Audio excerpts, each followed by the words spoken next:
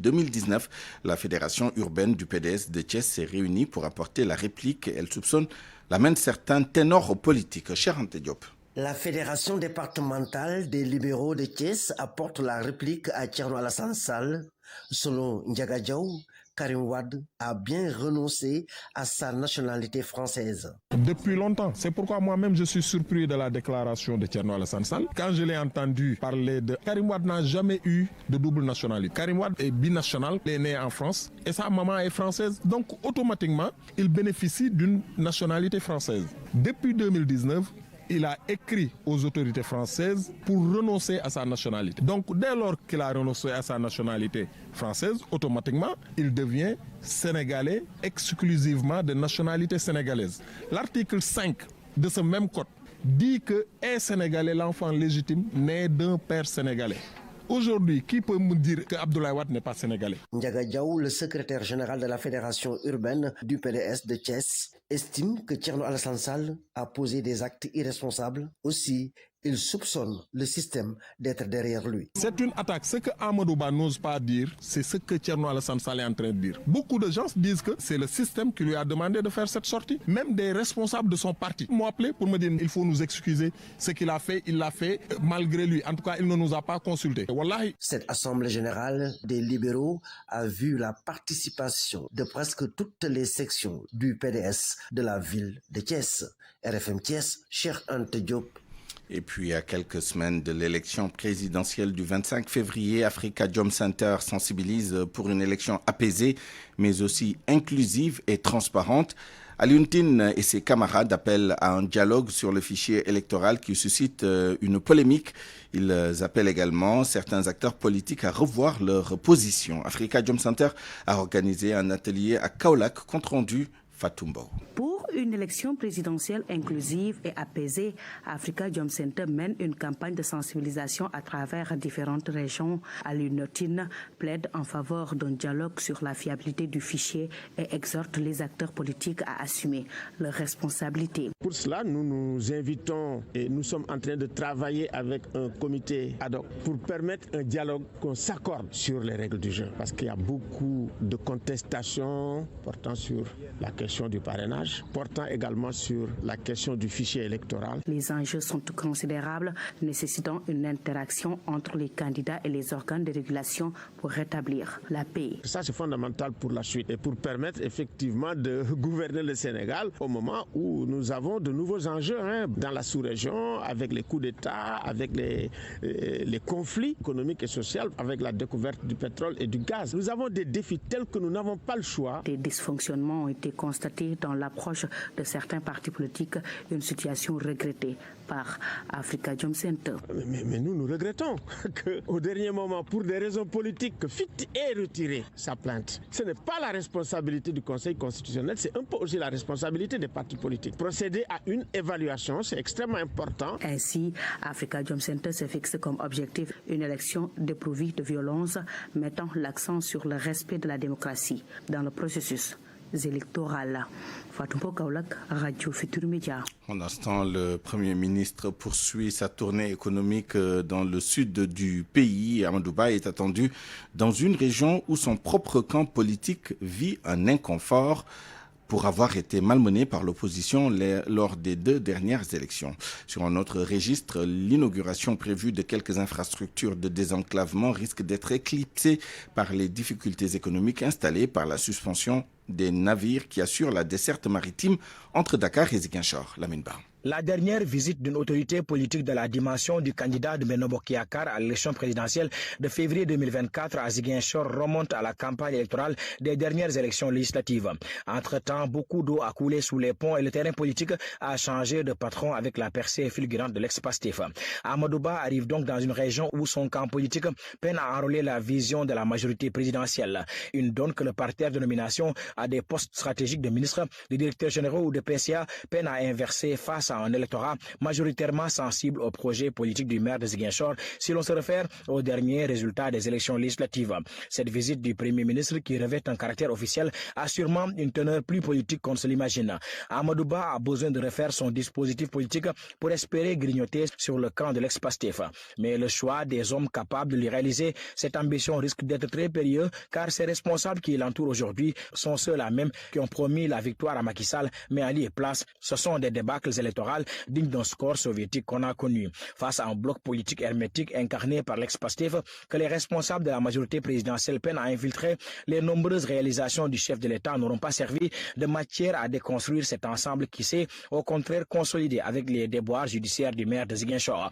Ce qui laisse croire que la mise en service officielle des ponts de Baïla et Djouloulou ou encore la boucle de Kalounaï, bien qu'ils soient des prouesses économiques du président Macky Sall, risquent d'avoir des effets très relatifs, surtout dans un contexte économique difficile que connaît la région et marqué par la suspension des navires entre Dakar et Ziguinchor. Lamine Ba, Ziguinchor, Radio Futur Média. RFM, fréquente modulation 94.0, la radio en puissance. La journée nationale de l'équité territoriale et sociale ce mardi. La cérémonie se déroule à l'instant même à Diamniadio sous la présidence du chef de l'État. L'équité territoriale et sociale, l'un des marqueurs de la politique économique et sociale du président Macky Sall.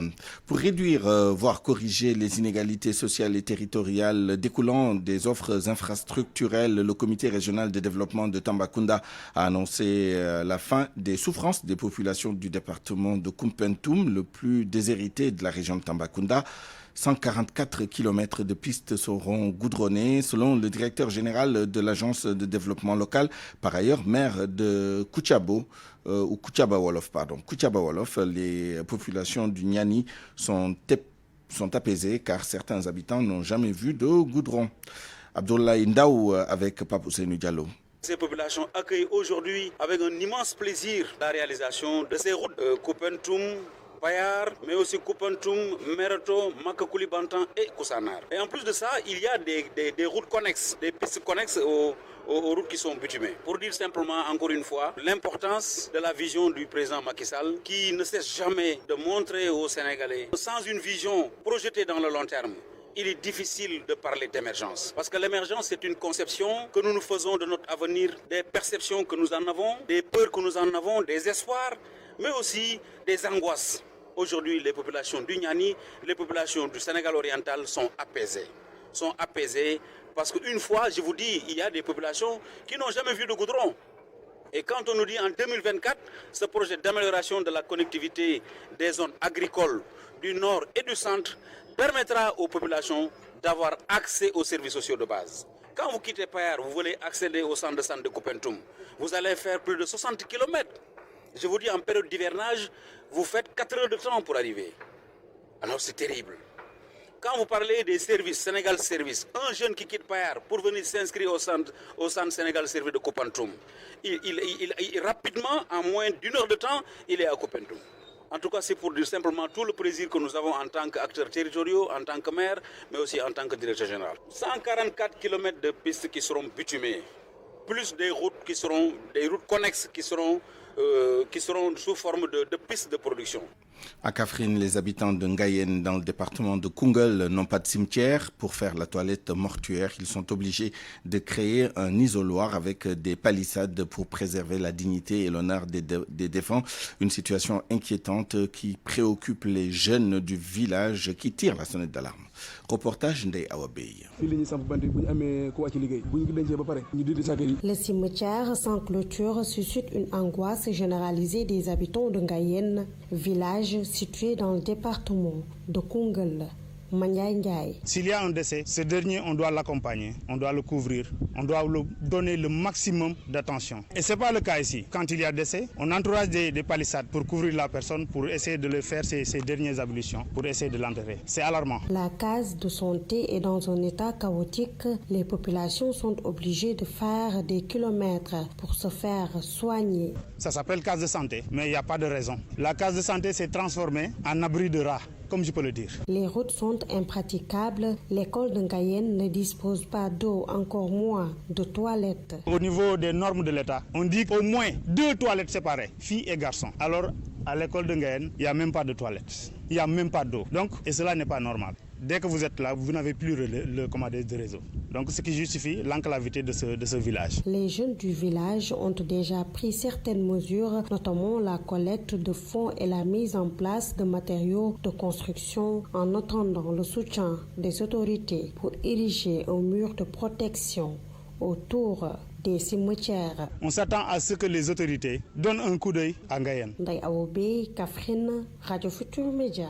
À Darou-Mouhty, les populations des 36 villages regroupés autour du mouvement Unir pour servir réclament l'électrification de leur village et l'accès à l'éducation des enfants issus des villages environnants. Ils ont tenu une assemblée générale à Ndangoupel, village situé à près de 7 km de Darou-Mouhty. Pabalagui. C'est à la place publique du village d'Angoupol de Darou-Mouhty que les membres du mouvement Unir pour servir se sont donné rendez-vous pour étrenner un chapelet de doléances. L'électrification de plus de 36 villages, une vieille doléance, l'occasion est saisie pour se faire entendre. Amadou Sarr est le secrétaire général du mouvement Unir pour servir. C'est pas que Ndangoupol, il y a les villages comme Tchabougel, les villages comme Goulé, entre autres. Ces villages-là n'arrivent pas à avoir l'électricité.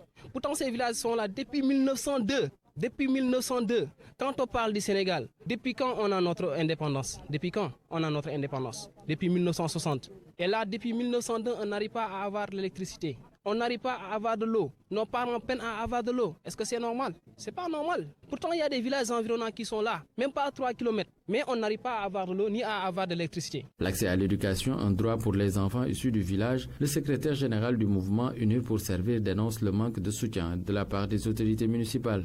Notre brave président, Aladjika, il a eu à faire une démarche. Il a eu un partenaire espagnol qui a voulu lui construire une école. Mais ceci a été contraint par les autorités locales.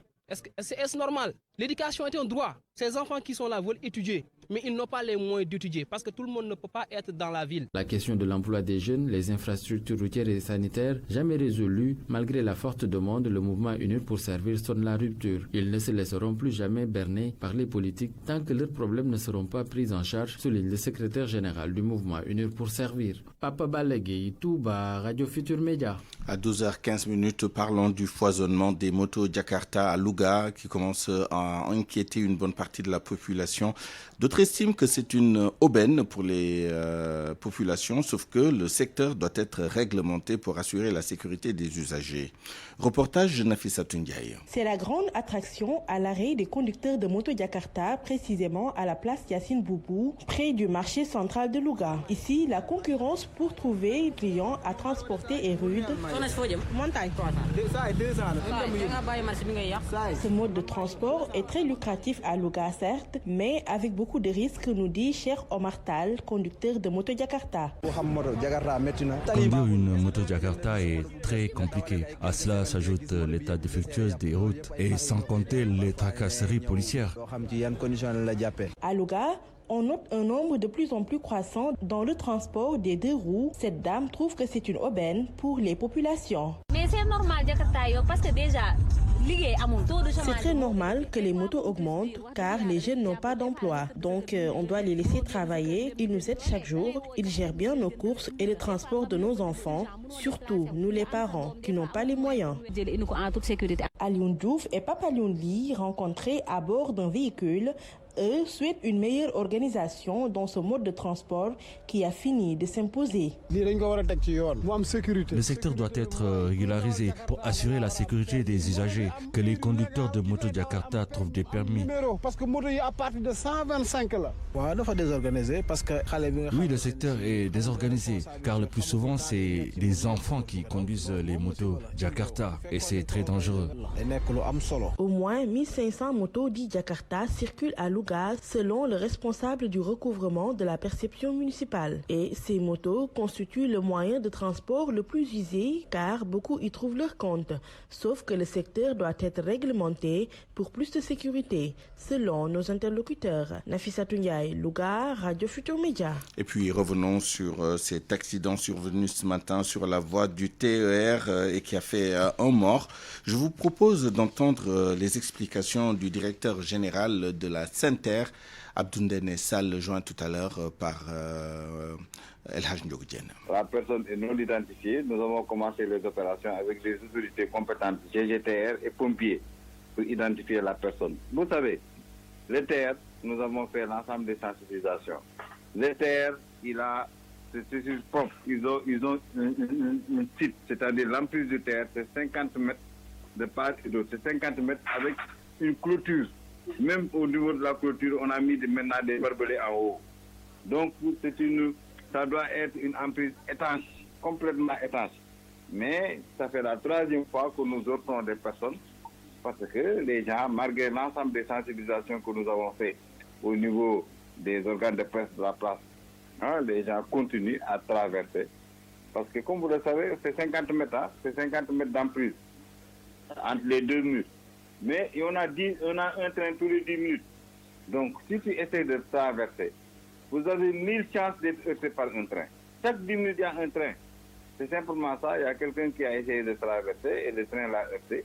Malheureusement, il est décédé. On a été obligé d'arrêter les trains, parce que quand même, chaque 10 minutes, il y a un train, pour éviter qu'un train qui vient par derrière le train, on a arrêté les circulations dans un sens pour pouvoir nettoyer les rames, nettoyer les trains, quoi, parce que quand même, il n'y a pas de dégradation à l'intérieur, c'est dégradation à l'extérieur.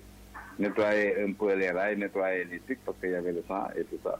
Et pour clore la première partie de cette édition, le ministre de l'Intérieur a inauguré ce matin le commissariat d'arrondissement de biscuiterie HLM. Cette infrastructure d'un coût global de plus de 200 millions est un immeuble R+2 bâti sur une surface de 900 mètres carrés aux normes internationales. Selon Sidiki Kaba, cela va renforcer la sécurité de cette zone. Au micro de Boubacar Dieng, le ministre de l'Intérieur appelle les populations à collaborer avec les fonctionnaires de police. Dans un contexte marqué par une criminalité protéiforme et en constante mutation, les agglomérations urbaines font face à des défis sécuritaires complexes et profonds, nécessitant une politique sécuritaire axée sur le triptyque proximité de moyens, infrastructures modernes et adaptées, disponibilité des personnels engagés et performants et une implication des usagers à l'élaboration et la mise en œuvre des politiques publiques de sécurité. Chère population, la population du citoyen, participation du citoyen à la lutte contre l'insécurité est gage de succès dès lors que les services classiques, quoique outillés, ont généralement besoin du concours du citoyen pour prévenir ou combattre les faits délictuels dont la fréquence et l'intensité appellent une réponse globale. Fournir un renseignement permettant de prévenir ou d'annihiler la criminalité est non seulement un acte citoyen, mais peut s'avérer utile pour sa propre sécurité ainsi que celle de sa communauté. Je vous encourage dès lors à vous rapprocher des fonctionnaires du commissariat d'arrondissement de biscuiterie HLM afin de leur apporter votre soutien dans l'accomplissement de leur mission. RFM. L'actualité internationale. Le journal international avec vous, Georges Déthié Diop. Bonjour. Bonjour Souleymane. Nigeria, le naufrage d'un bateau fait plusieurs victimes. Au moins 8 morts et plusieurs personnes portées disparues.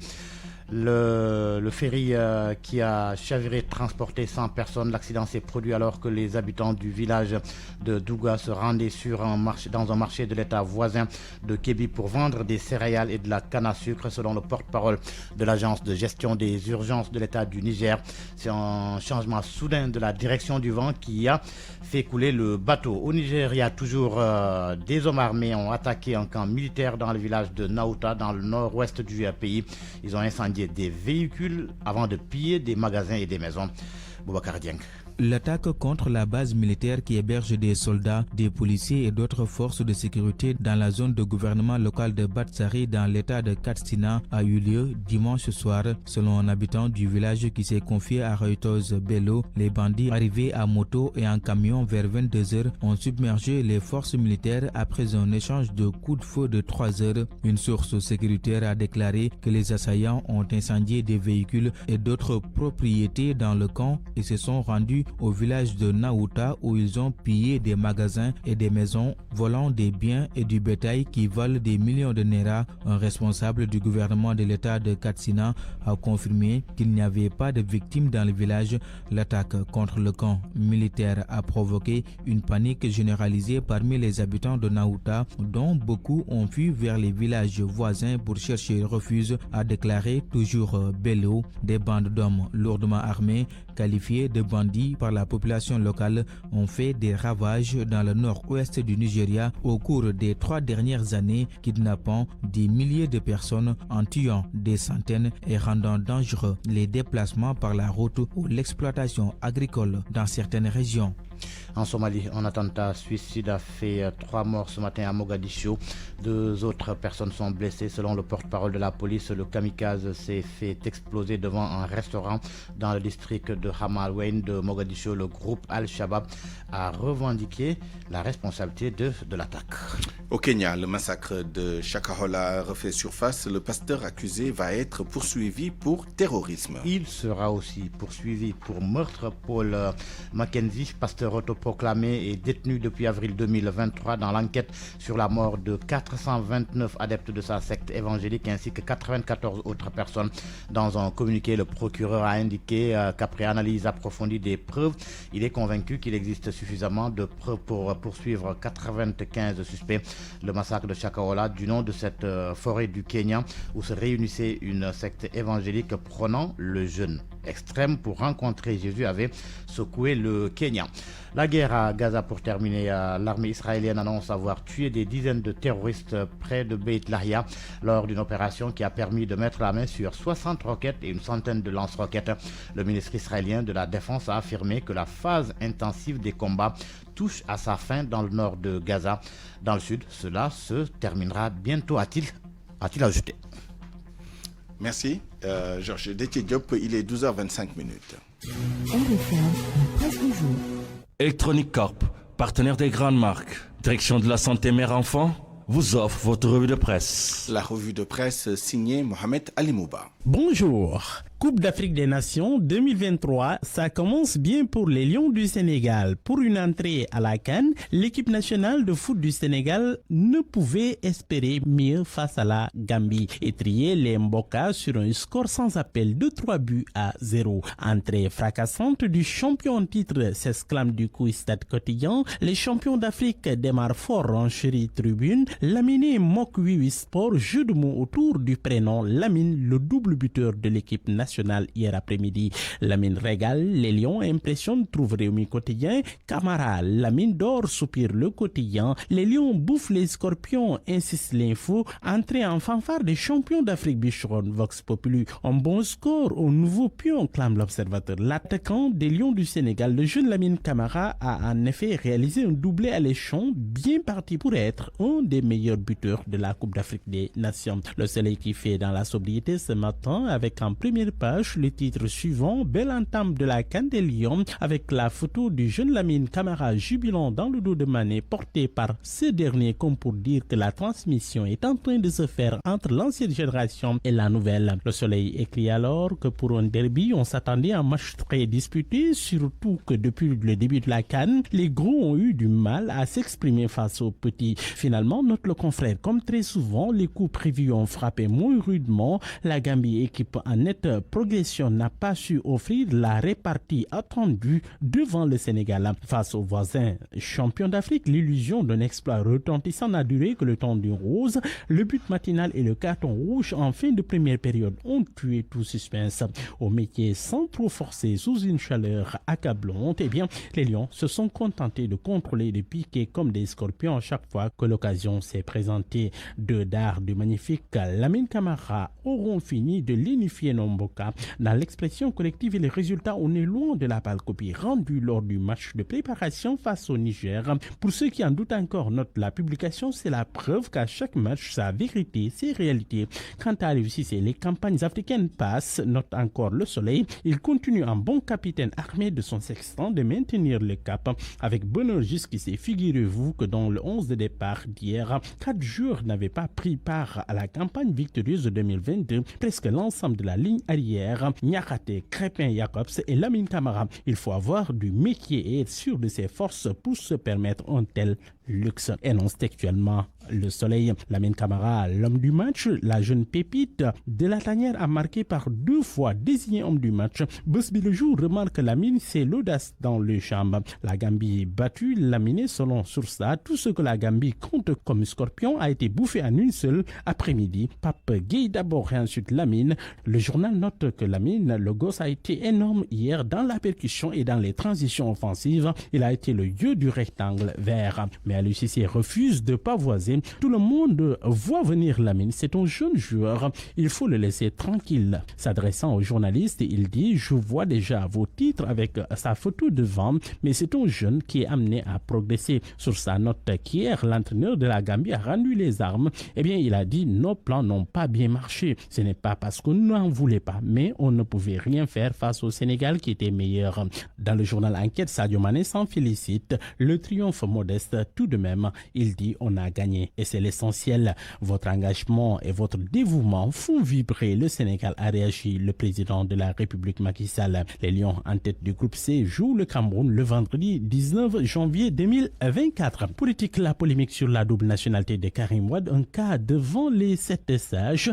Thierno Alassane Sall introduit aujourd'hui son recours contre la double nationalité de Karim Wade. Le journal note qu'il va produire les pièces à charge contre Wade fils. Les candidats recalés, eux, vilipendent Macky Sall devant l'Union européenne. Suspicion autour du processus électoral et informe l'info. Tribune accuse. Plus de 900 000 électeurs ne sont pas dans le fichier, selon la publication sucré-salé du quotidien Dialé de son commentaire. Il écrit « Dieu merci, le ridicule n'a jamais commencé à tuer nulle part au monde, sinon certains parmi nos politiciens auraient perdu la vie. Plus heureux encore pour ceux qui n'ont pas de vergogne, qui vomissent aujourd'hui ce qu'ils ont encensé la veille.